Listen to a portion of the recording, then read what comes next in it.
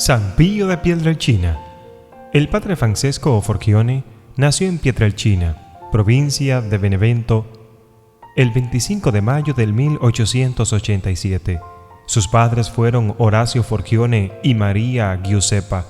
Creció dentro de una familia humilde, pero como un día él mismo dijo, nunca careció de nada. Fue un niño muy sensible y espiritual en la iglesia Santa María de los Ángeles, la cual, se podría decir, fue como su hogar.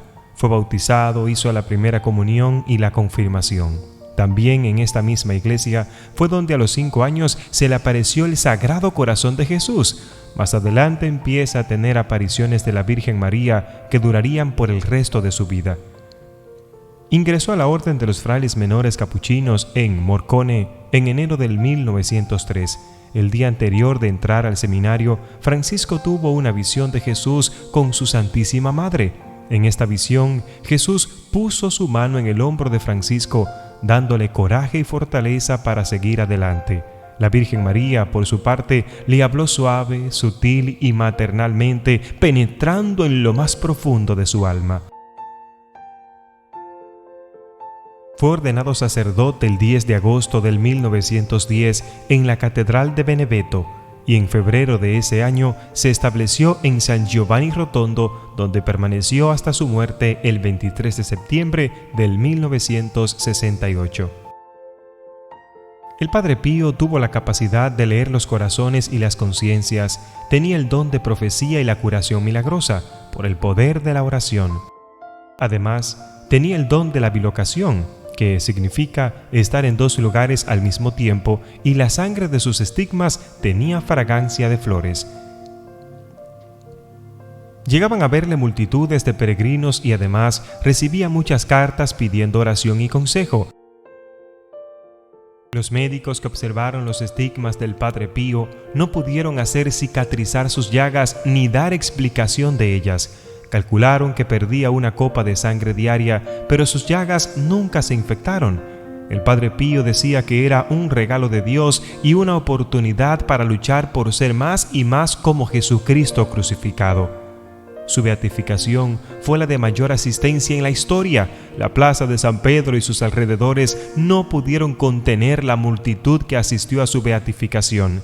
El Padre Pío es un poderoso intercesor. Los milagros se siguen multiplicando. El Padre Pío tenía trato familiar con su ángel guardián, como el que tuvo la gracia de comunicarse toda su vida y el cual sirvió grandemente en la misión que él recibiría de Dios. Es también a esta edad que los demonios comenzaron a perturbarlo. El niño acostumbraba a cobijarse bajo la sombra de su árbol particular durante los cálidos y soleados días de verano. Amigos y vecinos testificaron que fueron en más de una ocasión las veces que le vieron pelear con lo que parecía su propia sombra. Estas luchas continuarían por el resto de su vida. Él fue un niño callado, diferente y tímido. Muchos dicen que a tan corta edad ya mostraba signos de su profunda espiritualidad. Era piadoso, permanecía largas horas en la iglesia después de misa, hizo hasta arreglos con el sacristán que le permitiría visitar al Señor en la Eucaristía en los momentos en los cuales la iglesia permanecía cerrada. Todos queremos saber sobre los estigmas del Padre Pío. Durante su primer año de ministerio sacerdotal, en 1910, el Padre Pío manifestaba los primeros síntomas de la estigmatización. En una carta que escribe a su director espiritual, lo describe así: en medio de las manos aparecía una mancha roja del tamaño de 1 centavo, acompañada de un intenso dolor, que también debajo de los pies siento dolor. Estos dolores en las manos y en los pies del Padre Pío son los primeros recuentos de los estigmas que fueron invisibles hasta el año 1918. Una vez, el dolor que el Padre Pío experimentó fue tan agudo que se sacudió las manos, las cuales sentía que se le quemaban, a los que su madre le preguntó: ¿qué es eso? ¿Es que ahora también tocas la guitarra? El padre se limitó a no responder. Este tiempo en su pueblo natal fue un período de grandes combates espirituales con el demonio, pero también de grandes consuelos a través de éxtasis y fenómenos místicos, tanto interiores como exteriores, espirituales y físicos. El demonio solía aparecérsele de distintas maneras. Algunas veces lo hacía en la apariencia de animales, de mujeres bailando danzas impuras, de carceleros en lo que azotaba, incluso bajo la apariencia de Cristo crucificado. Su ángel de la guarda, San Francisco de Asís, la Virgen María, también bajo la apariencia de su director espiritual, su provincial, entre otros. Pero después de estos asaltos del demonio, era consolado con éxtasis y apariciones de Jesús, la Santísima Virgen María, su ángel guardián, San Francisco y otros santos. El día 12 de agosto del 1912 experimentó por primera vez la llaga del amor. El Padre Pío le escribió a su director espiritual explicándole lo sucedido. Estaba en la iglesia haciendo mi acción de gracias después de la Santa Misa, cuando de repente sentí en mi corazón herido por un dardo de fuego hirviendo en llamas. Yo pensé que me iba a morir. Por 7 años, Padre Pío permanece fuera del convento en Pietrelcina. Naturalmente, esta vida estaba en contraste con la regla franciscana y algunos hermanos frailes se quejaron de ello. Fue entonces cuando el superior general de la orden pidió a la Sagrada Congregación de los Religiosos la exclaustración del Padre Pío. Fue un golpe duro para él y en un éxtasis se quejó con San Francisco de Asís. La Congregación de los Religiosos no escuchó a la solicitud del superior general y concedió que el Padre Pío siguiera viviendo fuera del convento hasta que estuviera completamente restablecida su salud. El 17 de febrero del 1916, el Padre Pío salió de Pietrelcina rumbo a Foggia, donde los superiores lo llamaron para dar un servicio espiritual. Gracias a las oraciones de Rafaelina Acerace, una señora muy enferma y cercana a la muerte, el Padre Pío pudo regresar definitivamente a la vida comunitaria. Esta buena señora se ofreció a Dios como víctima para que el Padre Pío pudiera oír confesiones y con ello traer gran beneficio a las almas. Aunque el Padre Pío nunca más pudo regresar a Pietrelcina, su amor por ella nunca disminuyó. Durante la Segunda Guerra Mundial, el Padre Pío, refiriéndose a su pueblo, dijo: «Pietrelcina será preservada como la niña de mis ojos», y antes de morir, hablando proféticamente, dijo: «Durante mi vida he favorecido a San Giovanni Rotondo, después de mi muerte favoreceré a Pietrelcina». Padre Pío fue invitado a San Giovanni por el Padre Guardián y su breve visita fue del 28 de julio al 5 de agosto. Durante esta visita la salud del Padre Pío parece haber mejorado un poco, lo cual agradó al Padre Providencial y éste lo mandó bajo obediencia a regresar a San Giovanni por un tiempo, hasta que se mejorase más su salud. El padre regresó al monasterio del Gargano el día 4 de septiembre del 1916. En los designios del Señor, lo que en un inicio se pensó sería temporal, duró 52 años hasta la muerte del Padre Pío. Sin duda alguna, lo que ha hecho famoso al Padre Pío es el fenómeno de los estigmas, las 5 llagas de Cristo crucificado que llevó en su cuerpo visiblemente durante 50 años. Un poco más de un mes después de haber recibido el traspaso del corazón, el Padre Pío recibe las señas ahora visibles de la pasión de Cristo. El Padre Pío describe este fenómeno y gracia espiritual a su director por obediencia. Era la mañana del 20 de septiembre del 1918.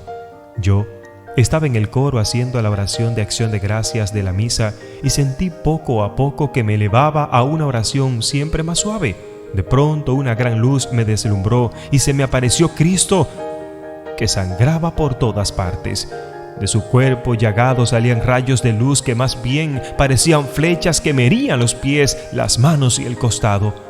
Cuando volví en mí, me encontré en el suelo y llagado, las manos, los pies y el costado me sangraban y me dolía hasta hacerme perder todas las fuerzas para levantarme. Me sentía morir y hubiese muerto si el Señor no hubiese venido a sostenerme el corazón que sentía palpitar fuertemente en mi pecho. A gatas me arrastré hasta la celda, me recosté y recé, miré otra vez mis llagas y lloré, elevando himnos de agradecimiento a Dios. Los estigmas del Padre Pío eran heridas profundas en el centro de las manos, de los pies y el costado izquierdo. Tenía manos y pies literalmente traspasados y le salía sangre viva de ambos lados, haciendo el Padre Pío el primer sacerdote estigmatizado en la historia de la Iglesia. San Francisco de Asís no era sacerdote, era diácono.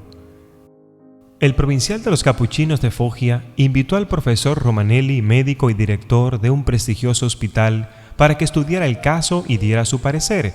El doctor Romanelli no tuvo la menor duda del carácter sobrenatural del fenómeno. Poco después, la Curia Generalicia de los capuchinos en Roma envió a San Giovanni Rotondo a otro especialista, el profesor Jorge Festa.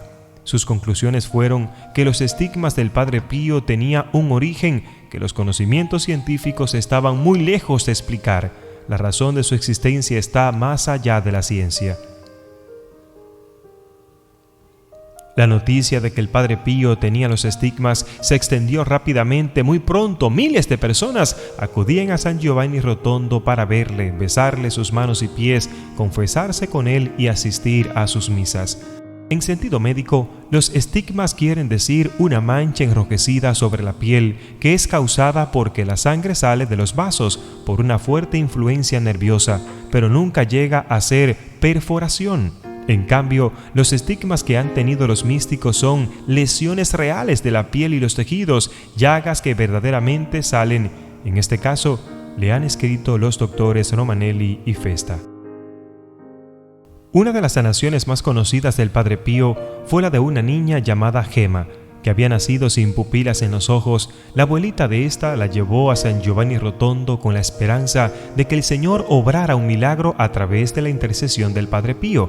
El padre la bendijo e hizo la señal de la cruz sobre sus ojos. La niña recuperó la vista, aunque el milagro no terminó allí.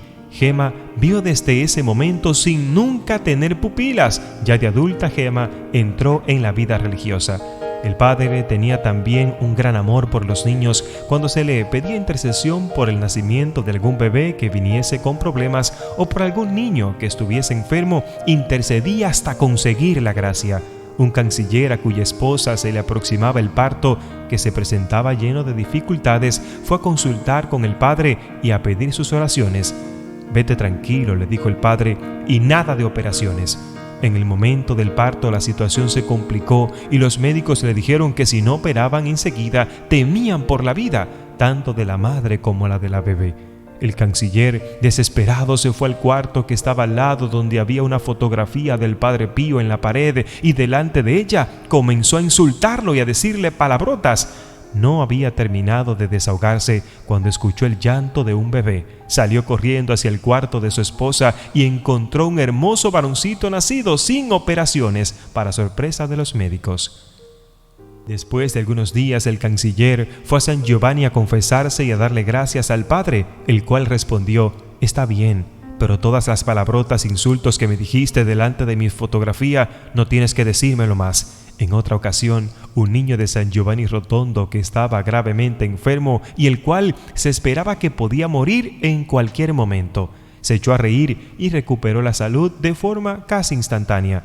La madre le preguntó qué sentía y el niño le respondió: «Mamá, Padre Pío me hizo cosquillas en el pie». El Padre Pío le había hecho cosquillas en el pie y se sanó.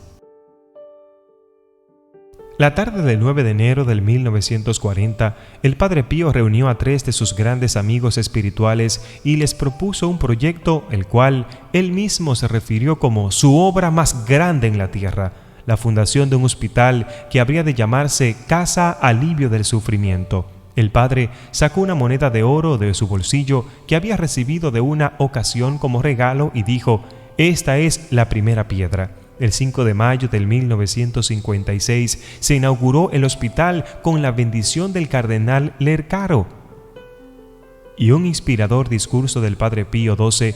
La finalidad del hospital es curar al enfermo tanto espiritual como físicamente. La fe y la ciencia, la mística y la medicina, todos de acuerdo para auxiliar la persona entera del enfermo, cuerpo y alma. Lo que le faltaba a la humanidad, repetía con frecuencia, es la oración. A raíz de la Segunda Guerra Mundial, el mismo padre funda los grupos de oración del Padre Pío. Los grupos se multiplicaron por toda Italia y el mundo. A la muerte del Padre Pío, los grupos eran 726 y contaban con 68.000 miembros. y en marzo de 1976 pasaban a 1.400 grupos con más de 150.000 miembros. Yo invito a las almas a orar, y esto ciertamente fastidia a Satanás, siempre reconociendo los grupos de vida cristiana, las buenas obras y especialmente la obediencia a la Santa Iglesia. La envidia humana se echó encima del Padre Pío. Desde el 1959, periódicos y seminarios empezaron a publicar artículos y reportajes mezquinos calumniando contra la Casa Alivio del Sufrimiento, para quitar al Padre los donativos que le llegaban de todas las partes del mundo para el sostenimiento de la casa. Sus enemigos planearon una serie de documentaciones falsas y hasta llegaron sacrilegamente a colocar micrófonos en su confesionario para sorprenderlo en error. Algunas oficinas de la Curia Romana condujeron investigaciones, le quitaron la administración de la Casa Alivio del Sufrimiento y sus grupos de oración fueron dejados en el abandono. A los fieles se les recomendó no asistir a sus misas ni confesarse con él. El Padre Pío sufrió mucho a causa de esta última persecución que duró hasta su muerte, pero su fidelidad y amor intenso hacia la Santa Madre Iglesia fue firme y constante.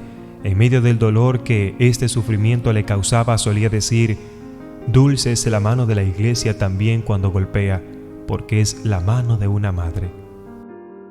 El viernes 20 de septiembre del 1968, el Padre Pío cumplía 50 años de haber recibido los estigmas del Señor. Fue grande la celebración en San Giovanni. El Padre Pío celebró la misa a la hora que acostumbraba. Alrededor del altar habían 50 grandes macetas con rosas rojas para sus 50 años de sangre. De la misma manera milagrosa como los estigmas habían aparecido en su cuerpo, ahora, 50 años más tarde, unos días antes de su muerte, habían desaparecido sin dejar rastro alguno de 5 décadas de dolor y sangre, con lo cual el Señor confirmaba su origen místico y sobrenatural. 3 días después, murmurando por largas horas Jesús, María, muere el Padre Pío. El 23 de septiembre del 1968, los que estaban presentes quedaron largo tiempo en silencio y oración. Después estalló un largo e irrefutable llanto. Los funerales del Padre Pío fueron impresionantes. Se tuvo que esperar 4 días para que las multitudes pasaran a despedirlo. Se calcula que más de 100.000 personas participaron del entierro. Muchas han sido las sanaciones y conversiones concedidas por la intercesión del Padre Pío e innumerables milagros han sido reportados a la Santa Sede. El Padre Pío podía conversar con su ángel de la guarda, a tal punto que cuando no podía confesar, hacer misas y tenía que estar encerrado, le pedía a los hermanos que, cuando no pudiesen hablar con él, le mandaran a decir con su ángel de la guarda. Y muchos testifican que cuando pudieron verlo, él les decía: «Gracias por lo que me mandaste a decir», o respondía lo que ellos le habían preguntado. Este es un ejemplo de oración, de humildad, sobre todo obediencia a la Iglesia. La Iglesia celebra su día hoy 23 de septiembre para recordarnos que tú y yo también podemos obedecer a la Iglesia, ser humildes, ser de oración, recordar que a Satanás le duele que ores, pero sobre todo que la oración lo puede todo siempre que sale de un corazón sencillo, humilde y obediente. Que Dios te bendiga. Gracias por escuchar a Ariel Céspedes. No olvides compartir y suscribirte en este canal.